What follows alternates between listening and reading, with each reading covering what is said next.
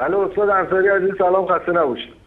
آقا پیرو صحبتایی که سردار خالیبندان و سردار سوتی دندگان در ولایت انجام داد، مخصوصا از این حرفای متناقض زیاد داده، ولی مخصوصا در مورد ابن تیمیه خب صحبت کرد و پشت سر هم حرفای متناقض زد و مطالب ابن تیمیه رو از منهاج السنه یا جای دیگه آورد، ولی قبلش که ابن تیمیه نظر داده رو نیاورد و ناقص گفت و اونجوری که میل خودش بود تفسیر کرد و شما و مولانا دهقان پشت سر هم جوابش دادین و دستش رو شد. فقط من موندم آقا، عجیبه برای من این کارا رو میکنه، یعنی 4 تا دونه بیننده عادی هم که داره حرفاشو شاید متوجه نشن، تلبیس و با خالی بندیاشو اونا رو هم از دست میده به مرور بعدن، چه برسه به افرادی که دقت میکنن. و اصلا برای من عجیبه این کارو میکنه، فکر میکنه زرنگه. این کل تلویزیون ولایت باد حواس آقا تموم شو به کاره، حالا خودش میدونه.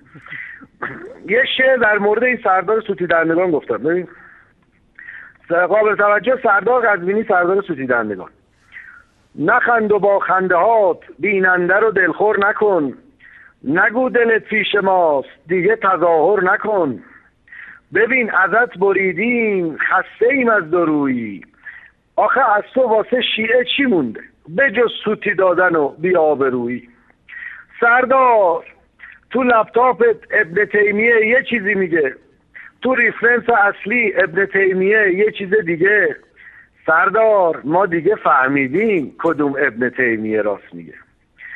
سردار سوتی در نگار لبت یه چیزی میگه سردار، چشمات یه چیز دیگه، ولی سردار ما دیگه فهمیدیم هر دوتاش یه جا داره سوتی میده.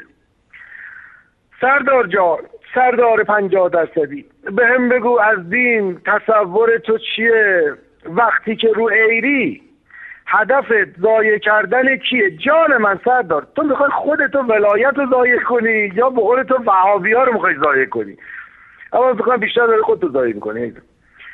تناقض سردار جان از سرتاپای تو میریزه، تناقض از سرتاپای تو میریزه، تصورت از شیعه چه سطحی و قلوب آمیزه.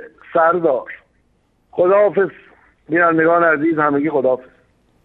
تشکر میکنم از فریبرز گرامی، واقعا پیام هایشون جالبه. الله متعال حفظتون کنه.